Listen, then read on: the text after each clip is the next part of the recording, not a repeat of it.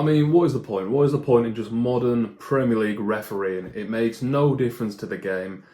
And I know I'll be salty because Liverpool have lost today, but what is the point anymore? I mean, there are subjective and objective things in games, aren't there? And of course, Jota tripping that guy, and he essentially tripped himself to get his first booking, which then he got sent off for. Frustrating, but these things happen. You know, Curtis Jones, it is, you could argue, I don't think it was a red card. I think when you slow it down, it looks a lot worse than it actually was. But other people argue, well, he went in a bit rash and he went over the ball and he could have broke his leg. So fair enough. However, the Luis Diaz one is just ridiculous. How on earth can you have a VAR system that you can watch a TV, you can draw lines like on Microsoft Word on the pitch, and you still get that wrong? It wasn't even his shoulder might have been offside. There was a clear half a yard between him and Romero, yet they still get it wrong. And then the referee association comes out after the game.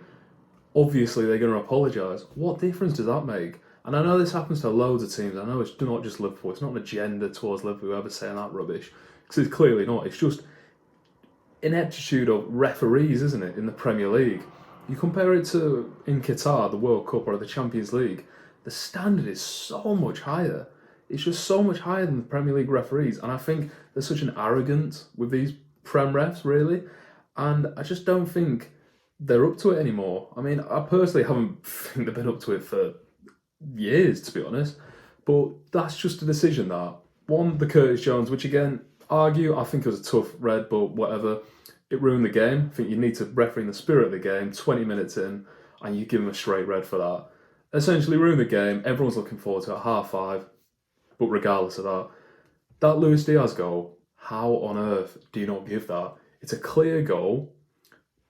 On TV, we at least need to see a line. If it's a line and people might go, well, his fingertips offside or his toenails offside, fair enough, you know what? Give it, I'll argue, loads of Liverpool fans argue, loads of Spurs fans will think it's offside. But when you don't even draw the lines and you don't even give the fans the chance to see that it might be onside, then that's just ridiculous, surely. And it does get to the point because after recently Mike Dean's comments about the Cucurella incident last season for Chelsea when they should have got a penalty, and that he didn't want to cause Anthony Taylor too much grief. I think that's his actual quote. So he didn't get in, I think they didn't give a penalty in the end, which is just ridiculous on its own. And it's essentially corruption in the refereeing world, isn't it? He wants to help out his mate so he doesn't abide by the rules. Does that happen actually more than we think? Because surely there's someone, an objective view in that VAR studio going, put a line down, he's offside. How can it be a human error? You're using a computer, you're using a line to see if it's onside or offside. There's no human error because he's not judging if a player won the ball or not, or if a player went too high over a tackle.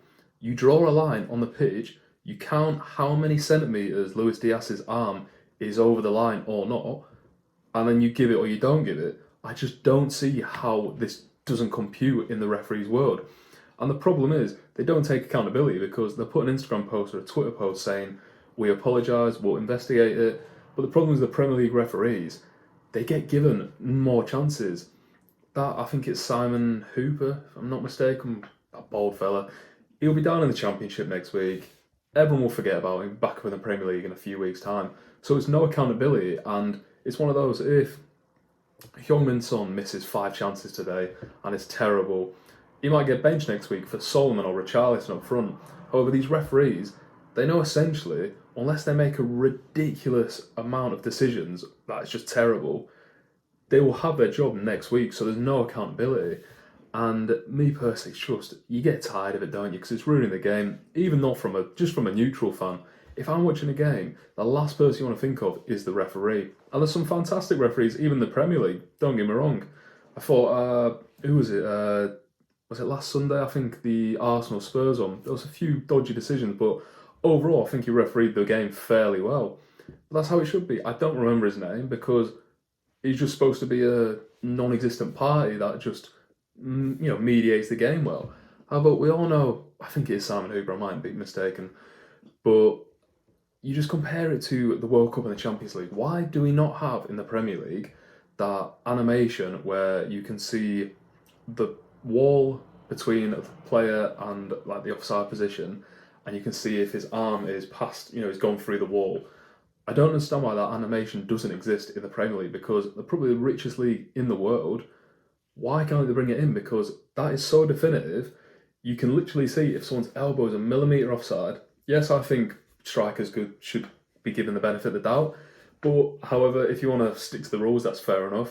But if someone's literal knuckle is offside, then it's offside.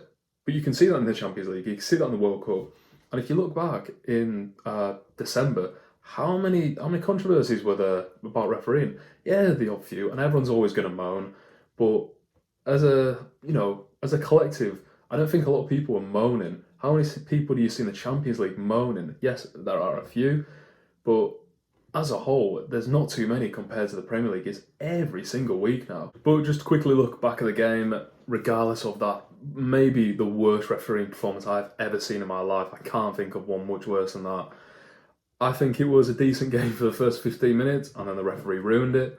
But I think if I'm not a Liverpool fan, you still have to give credit to Liverpool in that they defended so well. And the fact that they were in it until the last minute, which is just heartbreaking for an own goal to be the deciding factor when Spurs didn't really have a sniff for the game. I think Liverpool being criticised for the defending, I have a lot of the times, but they were fantastic tonight at defending, I thought. And it's just unfortunate that it ended the way it was, but I think Spurs looked sharp as well. I think Richarlison actually looked quite good on the left wing. I think he hasn't really got a left foot, but he looks fairly good. I think Kulusevski might get a bit weighted on that right-hand side sometimes. I don't think he gets involved in the game enough. But I think those two midfielders, especially Basuma, he's having a good season, isn't he? So I think Spurs, I personally think if Liverpool had 11 men on the pitch, they would have won tonight. However, fair play to Spurs, because it wasn't like Liverpool dominated them, was it really? And I thought the two centre-backs, even though they struggled with Salah a bit, and obviously it's against 10 men, Romero and his, I'm blanking on his name, Van der Gern or something like that, Van der Wern. I think they were both fantastic. And at the end of the day, it was quite a good game, even with the 9 men on the pitch. And what was that? I know I just said it before. What was that Jota thing? I mean, I know it's a tough one. Split second you might see it, but he's tripped himself up, which essentially got Jota sent off because of his first yellow. But at the end of the day, I think the Klopp substitutes that he brought on were really good. I thought Gravenberch played really well. I thought Trent, it was good to see him get some football back. Van Dijk, again, it just is a humbling reality where you see he is not what he once was. I think sometimes he's too casual. It was even the offside goal when Maddison passed it through to Richarlison and he cut it back to Son. Van Dijk just didn't switch on. 4 years ago, that's Van Dijk in front of Son, and regardless if it's offside, he's there and there's no danger.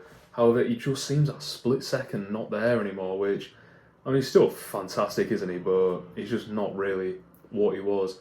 However, I think at the end of the day, I think both teams, I think it was probably a draw, but Spurs just keep on knocking at the door at the last minute, weren't they? And it was just heartbreaking. I was watching that and I was thinking, this is a draw. We've done fantastic here, still unbeaten. And Pedro Porro smacks it across the box and can't sort his feet out. But at the end of the day, take on the chin. Everyone has bad refereeing, decisions go against them, but good Lord, they have to sort it out. And this surely has to be a turning point, because what is the point in these Premier League referees? I hear Saudi Arabia want the best in the world, like Anthony Taylor and all these lads. Well, they're not going to get the best in the world with these Premier League referees, are they really? But at the end of the day, got to move on. People forget about it. They'll have no accountability taken, and we'll keep on having these decisions, these VAR decisions, and it seems to be going backwards a bit, VAR at the moment. It seems it hit a good sweet spot about 2 years ago, and they keep on changing these rules, which I think the referees don't even know what they're doing half the time. But anyway, if you want to let me know what you think, if you can comment if you saw the game, and I mean, you must agree, it's one of the worst refereeing performances anyone's seen, really. And it just ruins the game. Even if that was Spurs versus Chelsea, I'd still be like, I want to watch some good football. I don't want to see a referee be the star of the show and be in all the newspapers tomorrow. Because it's just arrogance on their part, really. And I think it's a bit pathetic. But yeah, if you could like it, that'd be great. If you could subscribe, fantastic. And thanks for watching.